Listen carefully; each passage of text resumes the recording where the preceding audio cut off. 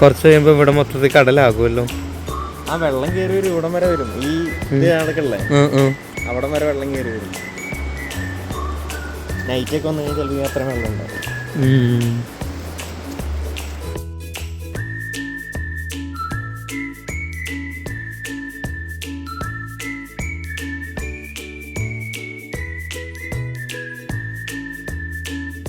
ഓവറിൽ അവിടെ ഒരു ക്ലിഫ് ഉണ്ട്, താഴെ നമുക്ക് നോക്കി കഴിഞ്ഞാൽ മറ്റേ ഫ്രാൻസിലേക്ക് പോകുന്നില്ലേ, അത് കാണാൻ പറ്റും. Okay okay okay.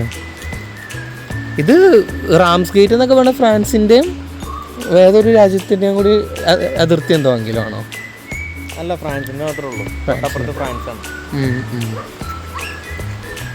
ഡോവറിൻ്റെ അവിടെ നിന്നിട്ട് നോക്കിക്കഴിഞ്ഞാൽ നേരെ അപ്പുറത്ത് നല്ല വെയിലുള്ള സമയത്ത് നമുക്ക് ഫ്രാൻസ് കാണാൻ പറ്റും. വെള്ളം കയറി തന്നെ ഉണ്ടാവും.